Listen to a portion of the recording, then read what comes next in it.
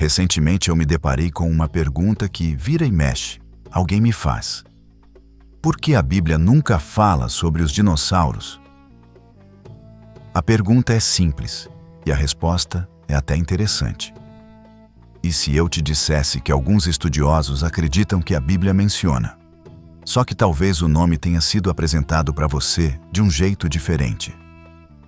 Hoje eu vou te dar 5 pontos, bem diretos, sobre dinossauros e a Bíblia. E no final, eu vou te mostrar um detalhe que muita gente deixa passar quando lê Jó e Apocalipse. Primeiro, o básico do básico, que já muda tudo. A palavra dinossauro, ela foi criada no século XIX, ou seja, essa palavra não existia na época de Moisés, de Davi, nem de Jesus. Os textos mais antigos da Bíblia datam de milênios antes de Cristo. Então, é literalmente impossível a palavra dinossauro estar lá. Seria como encontrar a palavra selfie nas cartas de Pero Vaz de Caminha. Ok, simples. Mas aí vem a pergunta de R$1 milhão. Se na antiguidade existiam criaturas gigantes, que hoje a gente chamaria de dinossauro, qual era o nome usado pelas pessoas naquela época? Um termo muito comum e encontrado em dezenas de culturas ao redor do globo, da China à Europa medieval, era dragões. E antes de você imaginar fantasia, lembra de uma coisa básica quando a gente lê textos antigos. As palavras carregam o mundo de quem escreveu. A tradição de estudos de texto, como filologia, história da linguagem e hermenêutica, sempre bate nessa tecla. Às vezes, o problema não é o texto, é a gente ler com o sentido moderno e esquecer como a palavra era usada naquela época. E é exatamente aí que a Bíblia entra.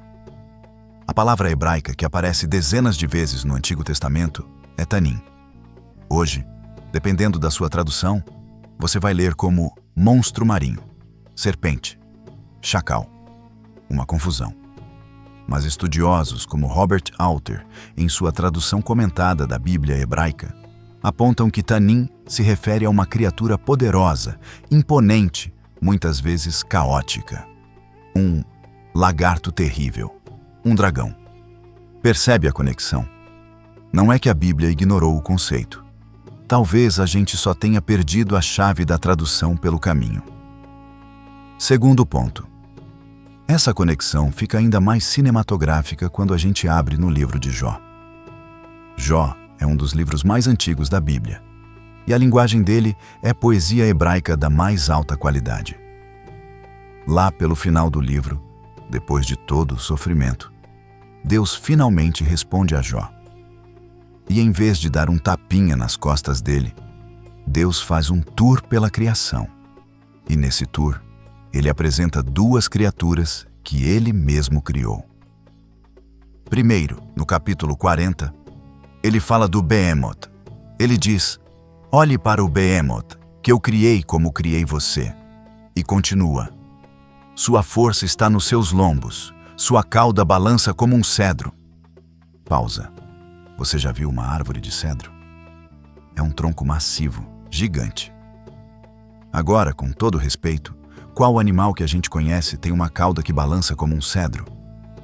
Algumas notas de rodapé sugerem hipopótamo ou elefante. Eu te convido a dar um Google rápido na cauda de um hipopótamo. É um rabinho. Compara com um cedro. Não fecha a conta, né? Mas a descrição não para. Seus ossos são como tubos de bronze, seus membros como barras de ferro. Ele é a obra-prima de Deus. Terceiro ponto. Logo em seguida, no capítulo 41, o espetáculo continua com o Leviatã. E aqui, a coisa fica ainda mais intensa. O capítulo inteiro é dedicado a ele, uma criatura marinha indomável, coberta por fileiras de escudos, que faz o mar ferver como uma panela. E tem mais. Jó, capítulo 41, versículos 19 ao 21, descreve: de sua boca saem tochas, faíscas de fogo se projetam. De suas narinas sai fumaça. Seu hálito incendeia os carvões, e da sua boca saltam chamas. Um dragão que cospe fogo? Eu sei. Parece cena de Game of Thrones. Mas, curiosamente, a natureza tem suas surpresas. Existe um carinha chamado besouro bombardeiro que, através de uma reação química interna, expele um jato fervente e tóxico para se defender. É literalmente um bicho que cospe fogo. O que a biologia chama de mecanismo de defesa exotérmico. O ponto aqui não é dizer o Leviatã era um besouro gigante. Claro que não. O ponto é que a ideia de uma criatura com habilidades que parecem fantásticas não é por si só anticientífica. A natureza é mais estranha do que a gente imagina. O que Jó está descrevendo com uma poesia de tirar o fôlego são arquétipos de poder. Criaturas que representam o ápice da força terrestre e marinha. E a descrição física, bom, ela lembra muito mais um saurópode e um réptil marinho gigante do que qualquer animal que a gente vê no zoológico hoje. Vamos para o quarto ponto. Os povos vizinhos de Israel, babilônios e cananeus, também tinham histórias de monstros marinhos. Na Babilônia, a criação do mundo começa com o deus Marduk, matando a deusa dragão do caos, Tiamat.